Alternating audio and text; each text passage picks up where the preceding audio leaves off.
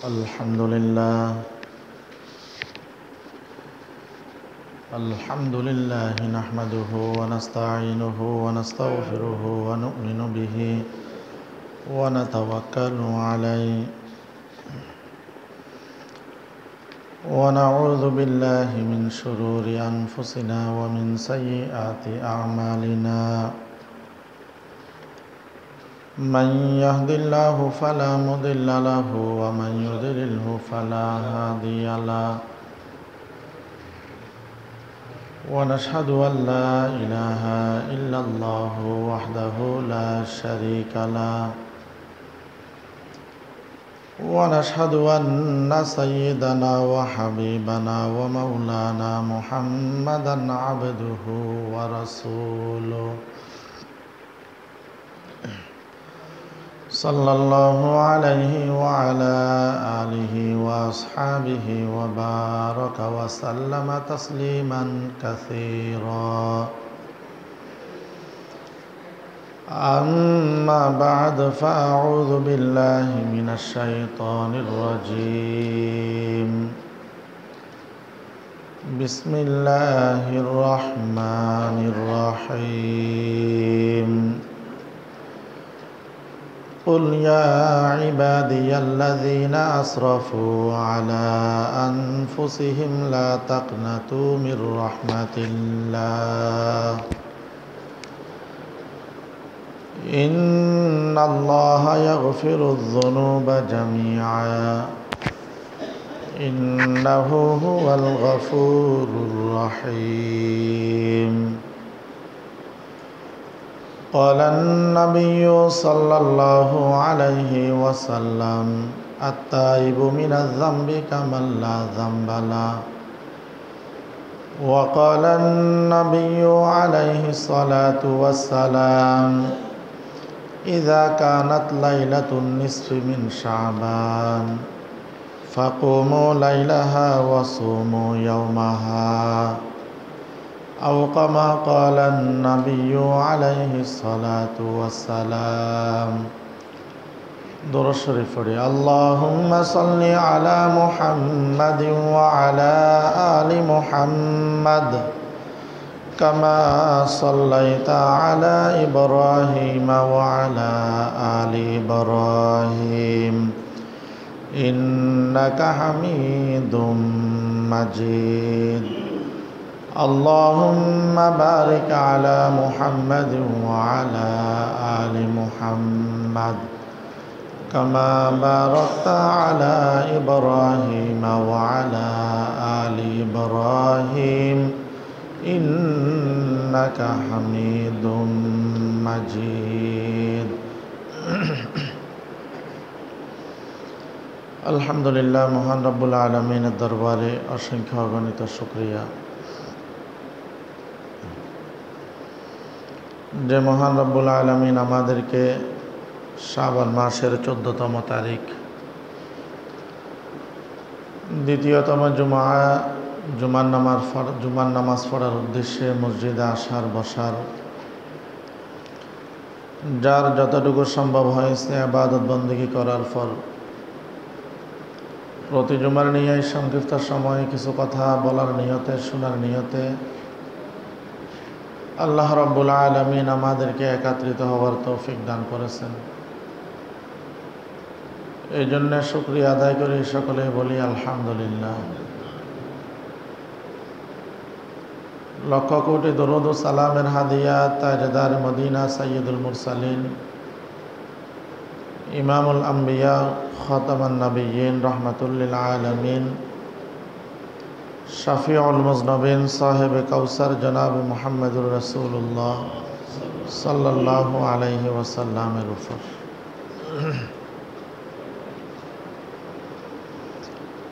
আমি খুতবার শুরুতে কুরআনুল কারীমের সূরা জুমারের 53 নম্বর আয়াতে কারিমা তেলাওয়াত করেছি।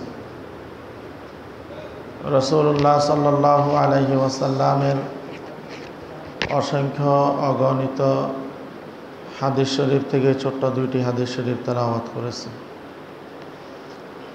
আল্লাহ রাব্বুল আলামিন তৌফিক দান করলে কুরআনুল কারীমের আয়াত এবং নবীজি সাল্লাল্লাহু আলাইহি ওয়াসাল্লামের হাদিসের আলোকে তওবা ইস্তেগফার এবং লাইলাতুন নিসফি মিন শাবান সম্পর্কে কিছু কথা বলার নিয়ত করেছি। ওয়া মা তৌফিক ইল্লা বিল্লাহ।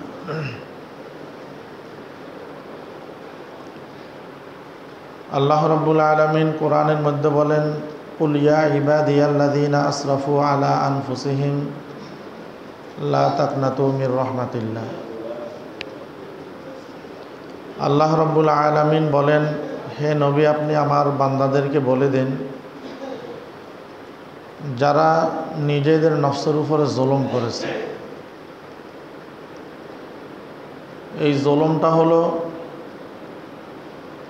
যারা আল্লাহ রাব্বুল আলামিনের হুকুম পালন না করে নিজেদের উপর জুলুম করেছে,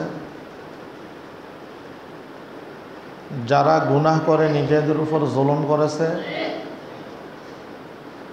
আল্লাহ রাব্বুল আলামিন তাদেরকে সম্বোধন করে বলতেছেন, লা তাকনাতু মির রাহমাতিল্লাহ।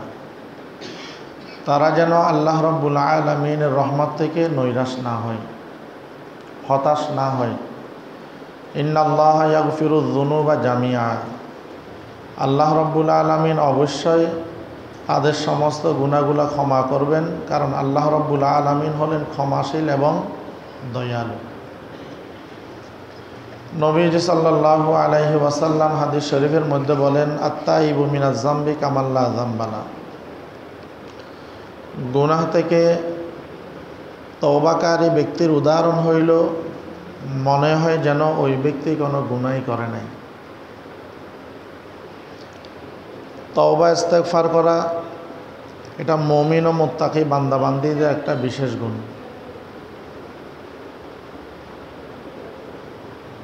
শয়তানের দোকায় পড়ে যখন গুনাহ করে,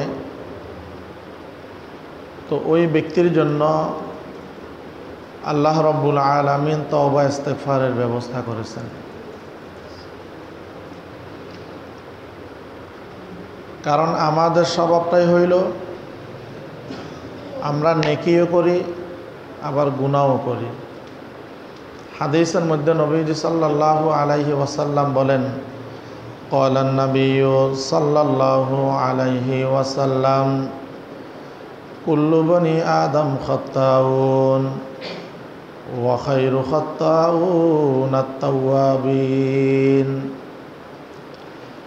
আমার আপনার নবী মুহাম্মদুর রাসূলুল্লাহ সাল্লাল্লাহু আলাইহি ওয়াসাল্লাম বলেন, বনি আদমের স্বভাব হইল গুনাহ করা, এবং গুনাহগারের মধ্যে উত্তম হইল ওই ব্যক্তি যেই ব্যক্তি গুনাহ করার পর আল্লাহ রাব্বুল আলামিনের দরবারে তওবা করে।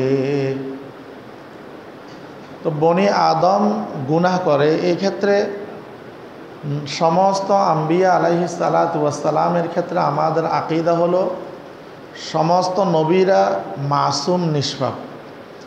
নবুয়ত পাওয়ার আগেও নিষ্পাপ, নবুয়ত পাওয়ার পরেও নিষ্পাপ। আর সাহাবায়ে কেরামদের ব্যাপারে আমাদের আকীদা হলো সাহাবায়ে কেরামরা হইল মাগফুর, অর্থাৎ আল্লাহ রাব্বুল আলামিন কোনো সাহাবীর থেকে কোনো ছোটোখাটো বিষয় যদিও হয়ে থাকে, আল্লাহ রাব্বুল আলামিন সেটা ক্ষমা করে দিয়েছেন। এই জন্য আল্লাহ রাব্বুল আলামিন বলেছেন, রাদিয়াল্লাহু আনহুম ওয়া রাদু আনহু। আল্লাহ রাব্বুল আলামিনও এদের উপর সন্তুষ্ট, এরাও আল্লাহ রাব্বুল আলামিনের উপরে কি সন্তুষ্ট। তো গুনাহ করার পরে আমাদের কাজ হইল সাথে সাথে আল্লাহ রাব্বুল আলামিনের কাছে কি করা, তওবা করা, ইস্তেগফার করা। এবং গুনাহ করলে একজন খুশি হয় আরেকজন নারাজ হয়। গুনাহ করার পর খুশি হয় শয়তান আর নারাজ হয় কে? আল্লাহ। অনুরূপভাবে নেকের কাজ করলেও একজন খুশি হয় আরেকজন কি হয়? নারাজ হয়। নেকের কাজের দ্বারাই যিনি খুশি হন তিনি হলেন আল্লাহ, আর অসন্তুষ্ট যে হয় সে হইল শয়তান। আল্লাহ রাব্বুল আলামিন আমাদের যাবতীয় আমলগুলা, যাবতীয় কাজগুলো লিপিবদ্ধ করার জন্য দুইজন ফেরেশতা সদা সর্বদা আমাদের জন্য নিযুক্ত করে দিয়েছেন। কোনো ব্যক্তি যদি গুনাহের কোনো বিষয় নিয়ত করে, তো ওই ব্যক্তির আমলনামার মধ্যে নিয়ত করার কারণে কোনো গুনাহ লিপিবদ্ধ হয় না। যদি যে গুনাহটা নিয়ত করেছেন সেটা যদি করে, তো তার আমলনামার মধ্যে একটি মাত্র গুনাহ লিপিবদ্ধ করা হয়। আর কোনো ব্যক্তি যদি নেক আমল করার ইচ্ছা করে, তো আল্লাহ রব্বুল আলামিন ওই ব্যক্তির আমলনামার মধ্যে একটা নেকি লিপিবদ্ধ করে দেন। আর নেক কাজ যদি করে, কমপক্ষে 10 গুণ সওয়াব, 10টা নেকি আল্লাহ রব্বুল আলামিন ওই ব্যক্তির আমলনামার মধ্যে লিপিবদ্ধ করে দেন। বেশির কোনো সীমা নাই, বেশির কোনো সীমা নাই। ওটা বান্দাবান্দিদের এখলাসের উপরে। যার কাজের মধ্যে যতটুকু একাগ্রতা থাকবে, যার কাজের মধ্যে যতটুকু এখলাস থাকবে, নেকির ক্ষেত্রেও ওই ব্যক্তি বেশি পাবে। নেকির ক্ষেত্রেও ওই ব্যক্তি কী পাবেন? বেশি পাবেন। তো এই জন্য আরেকটা কিতাবের মধ্যে দেখলাম, একজন মানুষ যখন গুনাহ করে, ওই গুনাহটা কিরামান কাতিবিন যে 2 জন ফেরেশতা নিযুক্ত আছে, এরা লিপিবদ্ধ করে না, বান্দাকে তওবা করার সুযোগ দেয়। যদি তওবা করে, ওই গুনাহটা লিপিবদ্ধ হয় না। আর তওবা যদি না করে, তাহলে ওই গুনাহটা লিপিবদ্ধ হয়ে যায়, ওই গুনাহটা লিপিবদ্ধ হয়ে যায়। অথবা গুনাহ করার কারণে ওই ব্যক্তির আমলনামার মধ্যে গুনাহটা লিপিবদ্ধ করা হয়, কিন্তু তওবা করার কারণে আল্লাহ রব্বুল আলামিন ওই ব্যক্তির আমলনামাটাকে, ওই গুনাহটাকে এমনভাবে মুছাই দেয়, মনে হয় যেন ওই ব্যক্তি এই কাজটা করেই নাই। সুবহানাল্লাহ। এই জন্য ভাই, আল্লাহ রব্বুল আলামিনের দরবারে তওবা করা, আল্লাহ রব্বুল আলামিনের কাছে মাপ চাওয়া, এটা মুমিন মুত্তাকি বান্দাবান্দি যারা আছে, এদের বহুত বড় একটা বৈশিষ্ট্য, বহুত বড় একটা কি বৈশিষ্ট্য। এই জন্য আল্লাহ রব্বুল আলামিন আমাদেরকে বলেন, ইস্তাগফিরু রব্বাকুম সুম্মা তুবু। ও আমার বান্দাবান্দিরা, তোমরা আমি রব্বুল আলামিনের কাছে মাপ চাও, তোমরা আমি রব্বুল আলামিনের কাছে তওবা করো। অন্য আয়াতের মধ্যে আল্লাহ রব্বুল আলামিন বলেন, ইয়া আইয়ুহাল্লাযীনা আমানু তুবু ইলাল্লাহি তাওবাতান নাসুহা। আল্লাহ রব্বুল আলামিন বলেন, হে ঈমানদাররা, হে বিশ্বাসীরা, হে মুমিনরা, তোমরা খাঁটিভাবে তওবা করো, এমনভাবে তোমরা তওবা করো, তওবা করার পর যেন তোমাদেরকে ওই গুনাহের কাছেও নিয়ে যাওয়া সম্ভব না হয়।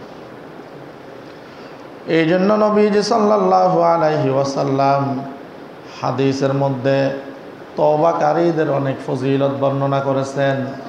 হাদিসের মধ্যে আসছে, একজন বান্দা গুনাহ করার পর ওই বান্দা যখন আল্লাহ রব্বুল আলামিনের দরবারে খাঁটিভাবে তওবা করে, নবীজি সাল্লাল্লাহু আলাইহি ওয়াসাল্লাম বলেন, আল্লাহ রব্বুল আলামিন ওই ব্যক্তির উপর এমন খুশি হয়, একজন মানুষ দীর্ঘ সফরের পথ অতিক্রম করার জন্য খাবার দাবার সামান নিয়ে একটা ওট নিয়ে কি হইলেন, বের হইলেন।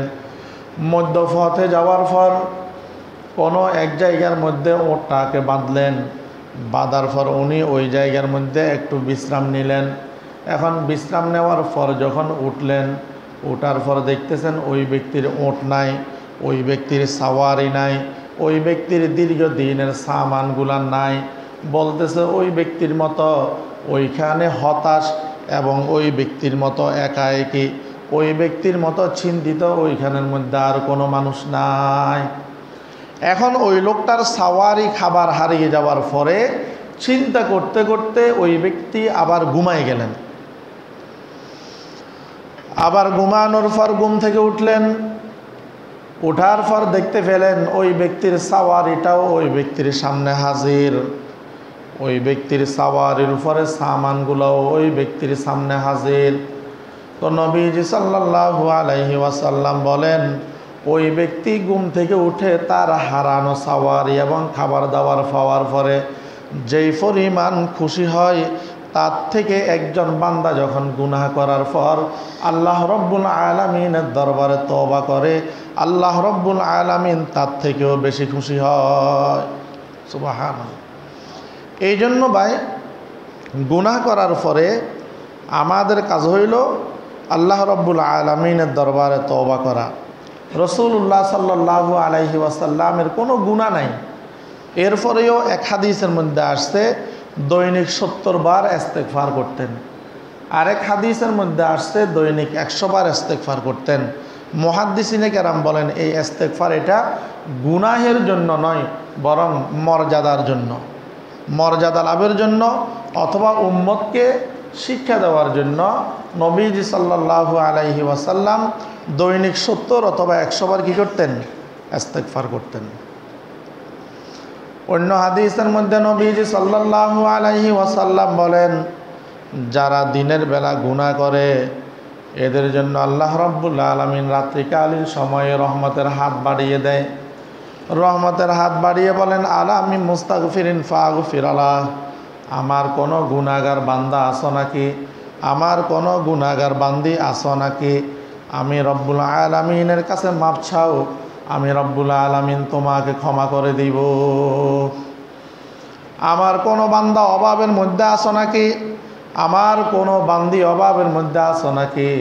আমি রব্বুল আলামিনের কাছে অভাব মুক্তির জন্য চাও, আমি রব্বুল আলামিন তোমার অভাব দূর করে দেব। কোনো অসুস্থ ব্যক্তি আছো নাকি? অসুস্থ ব্যক্তি থাকলে আমি রব্বুল আলামিনের কাছে তওবা করো, আমি রব্বুল আলামিনের কাছে দোয়া করো, আমি রব্বুল আলামিন কুদরতিভাবে তোমাকে সুস্থতা দান করব। তো যারা দিনে গুনাহ করে এদেরকে রহমতের হাত দিয়ে আল্লাহ রব্বুল আলামিন এদেরকে রাত্রিকালীন ডাকে। আর যারা রাতের আধারে গুনাহ করে আল্লাহ রব্বুল আলামিন রহমতের হাত দিনের বেলা প্রসারিত করে দেয়। আল্লাহর বান্দা বান্দিরে যেন যে কৃতকর্মগুলো রাত্রে করছে সেটার জন্য আল্লাহ রব্বুল আলামিনের কাছে কি চায়? ক্ষমা চায়। আল্লাহ রব্বুল আলামিন বান্দাকে দেওয়ার জন্য সব সময় প্রস্তুত। हर घड़ी में देने तू तैयार है, हर घड़ी में देने तू तैयार है, जो ना मांगे उससे तू बेजार है। কবি বলতেছে আল্লাহ রব্বুল আলামিন তার বান্দাবান্দিকে দেওয়ার জন্য সদা সর্বদা প্রস্তুত। সদা সর্বদা কি প্রস্তুত? এখন যে বান্দা আল্লাহ রব্বুল আলামিনের কাছে চায় না ওই বান্দার উপর আল্লাহ রব্বুল আলামিন অসন্তুষ্ট হয়। এই জন্য নবীজি সাল্লাল্লাহু আলাইহি ওয়াসাল্লাম বলেন, ক্বালান নাবিয়্যু সাল্লাল্লাহু আলাইহি ওয়াসাল্লাম, মান লাম ইয়াসআলিল্লাহ ইয়াগদাব আলাইহি। আমার আপনার নবী মুহাম্মদুর রাসূলুল্লাহ সাল্লাল্লাহু আলাইহি ওয়াসাল্লাম বলেন, ওই ব্যক্তির উপর আল্লাহ রব্বুল আলামিন অসন্তুষ্ট হয় যেই ব্যক্তি আল্লাহ রব্বুল আলামিনের কাছে চায় না। যে আল্লাহর কাছে চায় না আল্লাহ রব্বুল আলামিন ওই ব্যক্তির প্রতি কি হয়ে যান? অসন্তুষ্ট হয়ে যান। এই জন্য ভাই আমাদের দ্বারাই তো গুনাহ হয়ে যায়।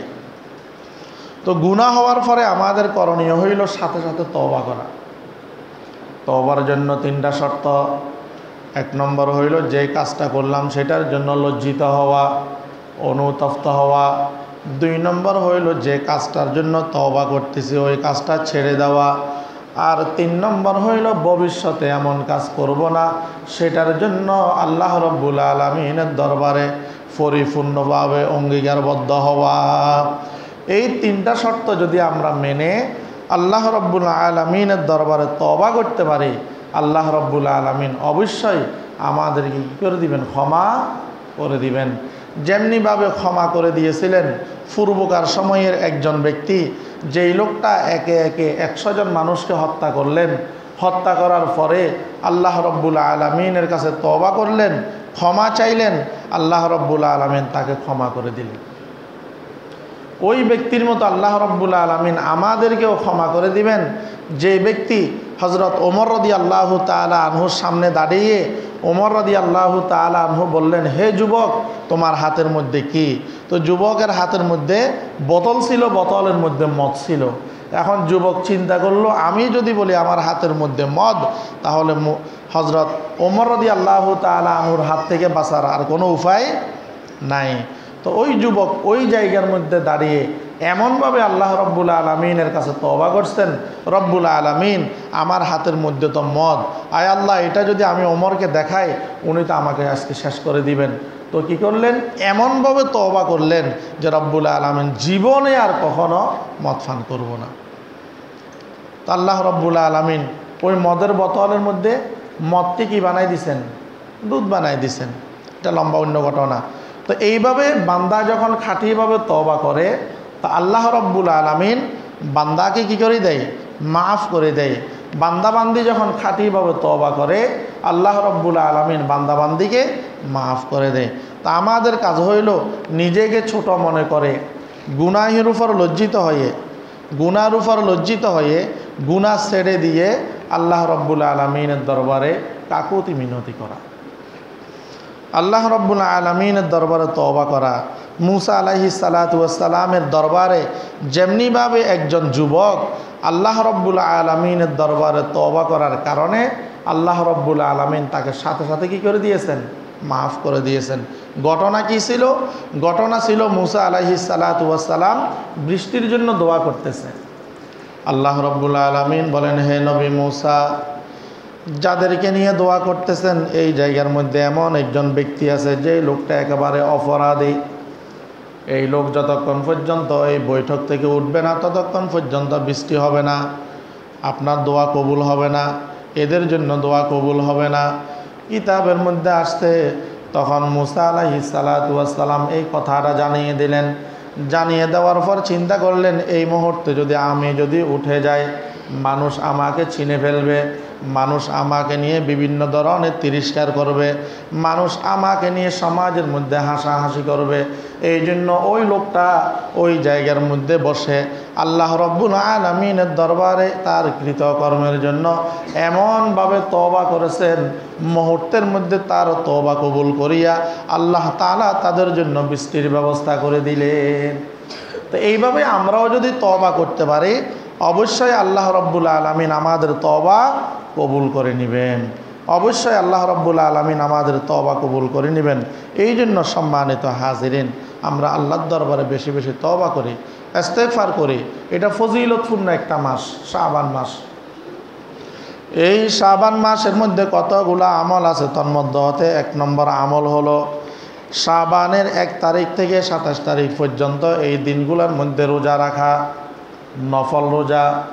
যাদের সম্ভব হয় 1 তারিখ থেকে 27 তারিখ পর্যন্ত এই দিনগুলোর মধ্যে রোজা রাখা, বিশেষ করে প্রতি চাঁদের 13, 14, 15 তারিখ, যেটাকে আইয়ামে বীজের রোজা বলে, এই 3 দিন সম্ভব হইলে নফল রোজা রাখা।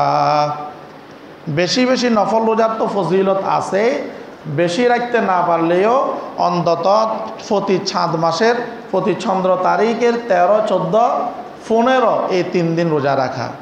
আরও বেশি সম্ভব হলে সোমবার এবং বৃহস্পতিবার রোজা রাখা।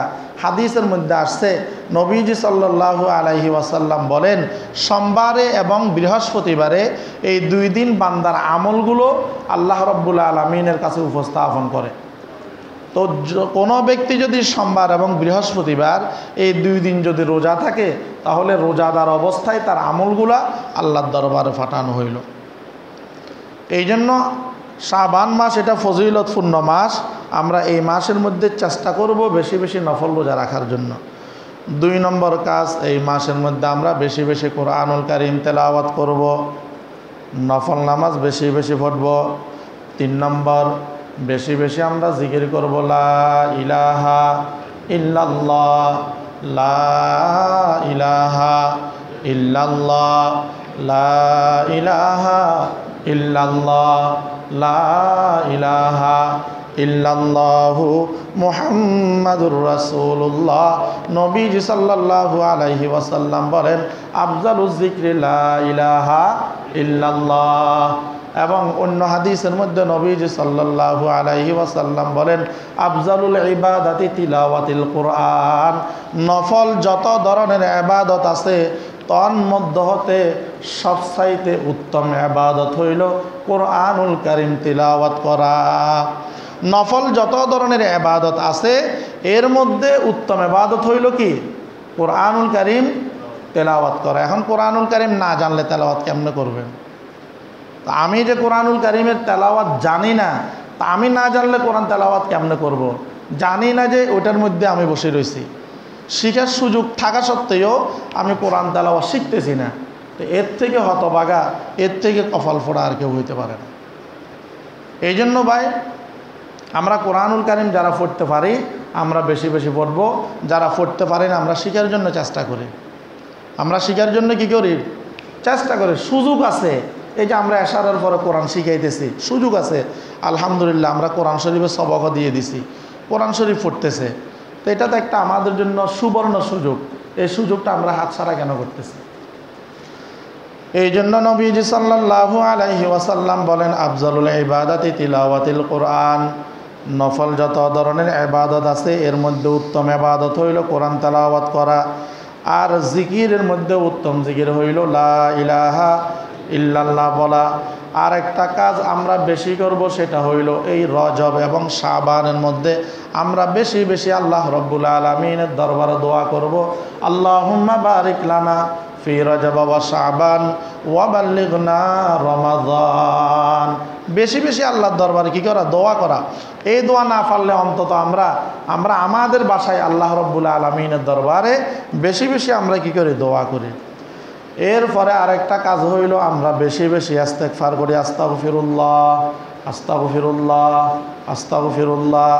বেশি বেশি নবীজি সাল্লাল্লাহু আলাইহি ওয়াসাল্লামের উপর দরুদ শরীফ পাঠ করি, আল্লাহুম্মা সাল্লি আলা মুহাম্মদ ওয়া আলা আলি মুহাম্মদ ওয়া বারিক ওয়া সাল্লিম। অথবা যে কোনো দরুদ শরীফ আমরা পড়ব, আল্লাহুম্মা সাল্লি আলা সাইয়্যিদিনা মুহাম্মাদিন নাবিয়্যিল উম্মি ওয়া আলা আলিহি ওয়া সাল্লিম তাসলিমা। অথবা দরুদে ইব্রাহিম পড়ব, অথবা আরও দরুদ আছে, আল্লাহুম্মা সাল্লি আলা সাইয়্যিদিনা মুহাম্মদ বিআদাদি কুল্লি দাইন ওয়া দাওয়া ওয়া বিআদাদি কুল্লি ইল্লাতিন ওয়া শিফা। আল্লাহুম্মা সাল্লি আলা মুহাম্মদ ওয়া আনজিলহুল মাকাদাল মুকাররাব ইনদাকা ইয়াউমাল কিয়ামা। অথবা এটা পড়ি, জাযাল্লাহু আন্না মুহাম্মাদাম মা হুয়া আহলুহু, জাযাল্লাহু আন্না মুহাম্মাদাম মা হুয়া আহলুহু। অথবা এতটুকুই পড়ি, সাল্লাল্লাহু আলাইহি ওয়াসাল্লাম সাল্লাল্লাহু আলাইহি ওয়াসাল্লাম সাল্লাল্লাহু আলাইহি ওয়াসাল্লাম সাল্লাল্লাহু আলাইহি ওয়াসাল্লাম সাল্লাল্লাহু আলাইহি ওয়াসাল্লাম। যেই কোনো দরুদের আমল আমরা বেশি বেশি করব। এরপরে আমরা বেশি বেশি আমাদের মুরব্বীদের কবর জিয়ারত করব। 29 শাবান এবং 30 শাবানে আমরা রমজানের জন্য চাঁদ তালাশ করব। 29 এবং 30 শাবানে, শাবান মাসের 29 তারিখ এবং 30 তারিখে আমরা রমজানের জন্য কি করব? তারিখগুলো চাঁদ দেখব। রমজানের জন্য আমরা কি দেখব? চাঁদ দেখব। এটা আল্লাহ রসুলের একটা সুন্নত। আমরা তো টেলিভিশনের মধ্যে খবর আসবে অথবা মোবাইলের মধ্যে ফেসবুকে কেউ দিবে, আমরা ওইটার অপেক্ষায় থাকি। সুন্নত হলো শাবান মাসের 29 তারিখে চন্দ্র তালাশ করা। 29 তারিখে দেখা না গেলে 30 তারিখে চাঁদ তালাশ করা। এখন 30 তারিখে আপনি না দেখলেও তো 30 তারিখ শেষ, পরের দিন রোজা, কিন্তু সুন্নতটা তো আদায় হবে না। আপনি তো জানেন যে 29 তারিখ যখন চাঁদ উঠে না, 30 তারিখ তো উঠবেই, তাহলে তালাশ করার দরকার কি? এখন তালাশ করার দরকার কি বললে একটা সুন্নত থেকে আমি কি হয়ে যাব? বঞ্চিত হয়ে যাব। এমনটা আমরা করব না, বরং আমরা রাসূলুল্লাহ সাল্লাল্লাহু আলাইহি ওয়াসাল্লামের যেই সুন্নতগুলো আছে ওই সুন্নতগুলো আমরা আমল করার জন্য চেষ্টা করব। আল্লাহ তাআলা তৌফিক দান করুক। আরেকটা শাবান মাসের মধ্যে কাজ ছিল বেশি বেশি কি করা? শাবান মাসের মধ্যে আরেকটা কাজ ছিল যে শাবান মাসের তারিখগুলোকে গণনা করা রমজানের জন্য। এটা রমজানের গুরুত্বের জন্য। শাবান মাসের তারিখগুলোকে গণনা করা কিসের জন্য? রমজানের গুরুত্ব বোঝার জন্য। এবং এই মাসের মধ্যে আরেকটা রজনী আছে যেটাকে বলা হয়, আমরা বললে আমাদের ভাষায় লাইলাতুল বরাত বলি, আর হাদিসের ভাষায় বললে লাইলাতুন নিসফি মিন শাবান, শাবানের অর্ধতম রাত্রি বলি। তো এই রাত্রি সম্পর্কে আমাদের মধ্যে যেমনিভাবে সারাসারি আছে তেমনিভাবে বাড়াবাড়ি আছে। লাইলাতুন নিসফি মিন শাবান অথবা শবে বরাত কেন্দ্রিক আমাদের মধ্যে অনেকগুলো কুসংস্কার আছে, অনেকগুলো কুসংস্কার আছে। তার মধ্যে হতে একবারে গুরুত্বপূর্ণ কুসংস্কার হইল মসজিদকে আলোকসজ্জা করা। এই বিয়ে বাড়ির মতো মরিচাবাতি দিয়ে সাজানো, এটা একটা চূড়ান্ত পর্যায়ের বেদাত। এটা আমাদের মধ্যে আছে। দ্বিতীয় নম্বর হলো এই রাত্রিতে বিশেষ সওয়াব মনে করে গোসল করাটা, এটাও একটা কুসংস্কার, এটাও সুন্নত না। এই রাত্রিতে অনেকে মনে করে এই রাত্রিতে গোসল করলে গোসলের পানির সাথে গুনাহগুলো জড়ে যাবে, এটা মনে করাটাও কি বেদাত। এইভাবে আরও অনেকগুলো আছে। সবাই একত্রিত হয়ে মসজিদের মধ্যে নফল নামাজ জামাতের সহিত আদায় করে, এটাও আর একটা বেদাত। অনেক মসজিদের মধ্যে এমনটা করে, অনেক মসজিদের মধ্যে এমনটা করে, এটা করা যাবে না। নফল যতগুলো এবাদত আছে, ফজিলতপূর্ণ রাত্রিগুলোর মধ্যে যত এবাদত আছে, এই এবাদতগুলো হইল একাএকি এবাদত। এই এবাদতগুলো হলো একাএকি এবাদত। এবং এই রাত্রিগুলোর মধ্যে আবার কিছু আমল আছে, আমরা এটা নির্ধারণ করে ফেলি। যেমন আমরা নামাজকে 12 রাকাত নির্ধারণ করে ফেলি, এটাও ঠিক নয়। কারণ নফল আপনি 2 রাকাত যতই পড়তে পারেন, এটা সওয়াবের কাজ। আর বলো হুজুর আমি নফল নামাজ পড়বো না, তো আপনি এশারের নামাজ পড়ে ঘুমিয়ে যান, ফজরের নামাজটা আবার জামাতের সহিত আদায় করেন। আর আপনি যদি বলেন যে হুজুর আমি নফল নামাজ পড়বো, তো পড়েন, যেন ফজরের জামাতটা মিস না যায়। এখন আমি এদিকে 2টা-3টা পর্যন্ত, অনেক মসজিদের মধ্যে 12টা-1টা পর্যন্ত মাহফিল করে, তাহলে নিজেরাও এবাদত থেকে বঞ্চিত, মাইকের আওয়াজ যতটুকু যাইতেছে তাদের এবাদতেরও আমি ক্ষতি করতেছি।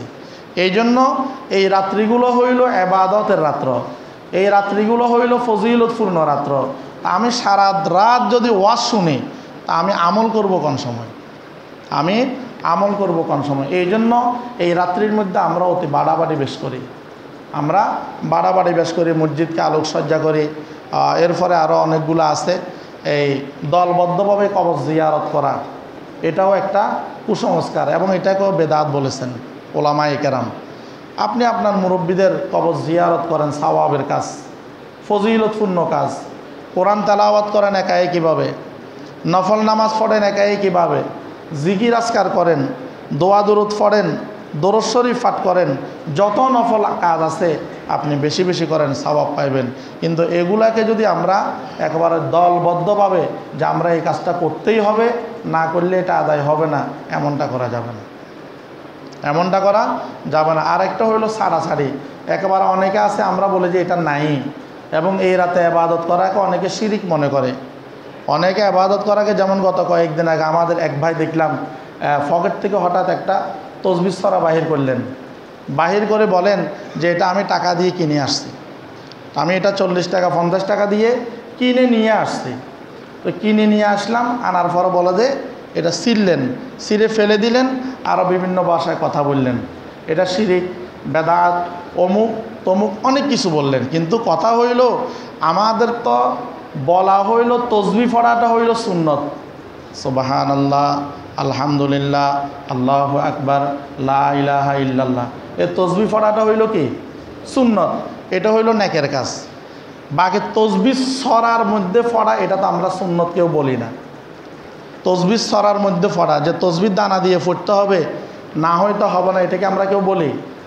বরং এটা পড়া হয় শুধুমাত্র গণনা ঠিক রাখার জন্য। এটা পড়া হয় কিসের জন্য?